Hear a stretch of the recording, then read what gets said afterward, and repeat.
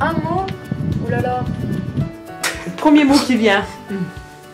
Bah, l'expérience et échange. Un mot exceptionnel. Je dirais courage. Ah, magnifique. Super. Ouf, c'était ouf. Je dirais incroyable. Je dirais voyage personnel. Magique, c'est... Moi je pense qu'à y retourner du matin au soir.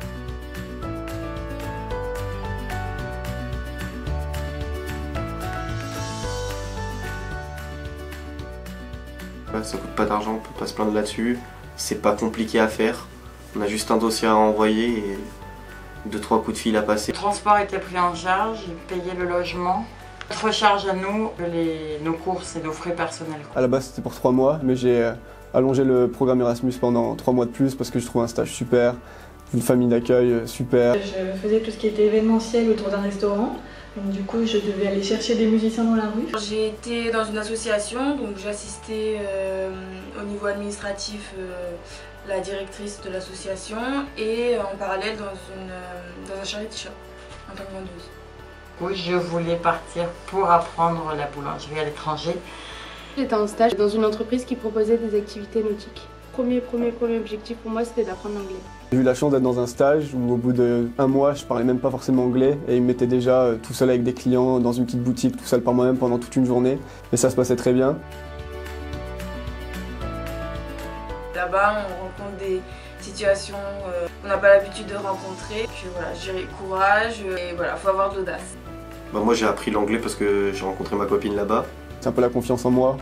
Je sais que j'étais un peu timide avant et maintenant je suis quand même plus ouvert aux autres, d'aller discuter à n'importe qui dans la rue même si c'est à côté de chez moi.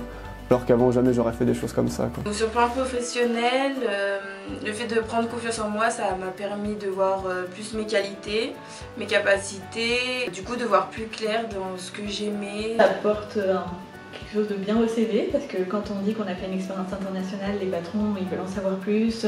Donc moi je travaillais dans la vente, donc ça m'a vraiment appris les techniques un peu plus à l'anglaise, donc je me suis rendu compte que c'était vraiment différent de ce qu'on apprend en France. J'ai appris à faire plein de choses à Malte, différentes dans mon domaine de la boulangerie. Ils faisaient des croissants à leur façon, ils faisaient pas de pain au chocolat, mais ils faisaient plein de bonnes choses d'une autre manière. À la fin de mes études, je me suis dit que je devais repartir dans un autre pays pour vivre une autre expérience. Je suis venue après 1 an en Angleterre parce que j'ai fait 3 mois et ensuite je suis restée là-bas un peu plus longtemps, toujours en tant que bénévole dans une sorte d'hôtel.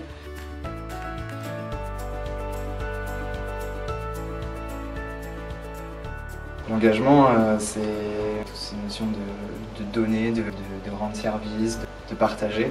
On pouvait s'occuper des chevaux, s'occuper de leurs animaux, des poules. Je suis parti en Bolivie, du coup en Amérique du Sud, dans la petite ville de Villatunari. Donc moi je connaissais pas du tout la Sicile.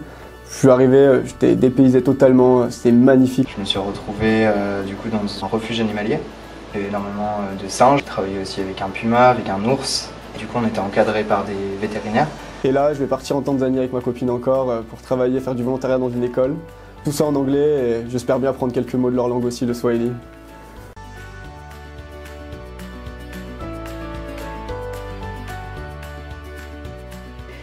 L'Australie, c'était pas un rêve, mais c'était, je veux dire, l'Australie avec ses paysages, les animaux, l'aventure, l'achat d'un véhicule, etc. J'ai fait toutes mes études sur Grenoble, donc je voulais une autre expérience loin d'ici.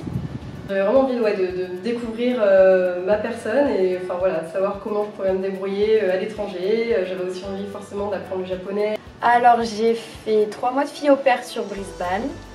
Ensuite, avec des amis que j'ai rencontrés sur place, on a fait tout le tour de l'Australie en van. Ensuite, je suis partie sur Sydney, j'ai travaillé dans la restauration. Moi c'était plutôt dans les auberges de jeunesse, c'était du ménage. Après, je suis allée aussi dans un temple bouddhiste, pareil, je faisais du ménage. C'était plutôt dans ce cadre-là, je voulais rester, je voulais rencontrer des jeunes, je voulais rencontrer des voyageurs.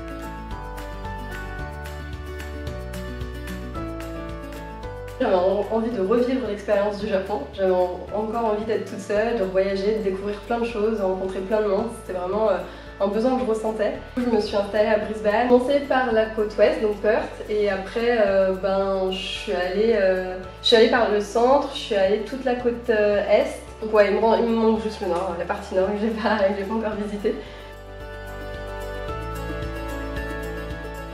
À la découverte d'un nouveau métier, parce que moi j'avais jamais récolté des oranges auparavant. On apprend beaucoup sur les autres, mais on apprend aussi beaucoup sur nous-mêmes.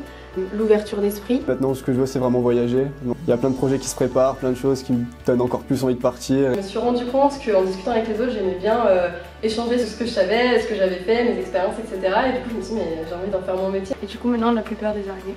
Ouais, quand on voit une araignée ici, franchement, c'est de la rigolade. Hein. Je suis conseillère Japon pour Voyageurs du Monde, donc je construis uniquement des voyages sur mesure au Japon. J'ai l'impression d'avoir un métier de passion. Il y avait des colocs qui venaient d'Italie, de Guadeloupe, Colombie. Vraiment une ambiance là-bas, c'est calme, reposant et en même temps très festif. Tous les soirs, on en mangeait ensemble et on faisait chacun un petit plat de notre pays.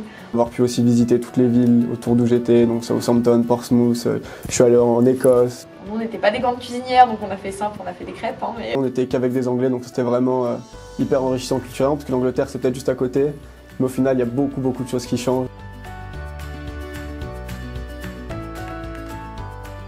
En revenant, du coup, il y a eu un peu ce que je fais maintenant ici en France pour continuer à être la personne que j'ai été là-bas, les idées que j'ai développées là-bas. Je me suis tout de suite penché sur des projets associatifs, sur du vivre ensemble, du vivre en collectif. Moi, je pensais que je pouvais apprendre de ces autres, mais que sur le plan culturel. Et ma deuxième expérience de volontariat donc en France m'a permis aussi de comprendre que je pouvais voir des différences à travers les gens, sur des plans sociaux, sur des parcours de vie, sur des âges différents.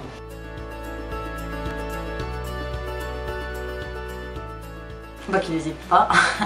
Faut se dire, on est jeune, si on a le temps de le faire, faut le faire. Commencer par un week-end, si on ne se sent pas de partir trop longtemps, ou commencer par une destination en France ou en Europe. Au final, une fois qu'on a goûté à partir, et ben on veut que repartir et que repartir et que repartir. Mettre la peur de côté à un moment, en même temps pas avoir peur d'avoir peur à un moment.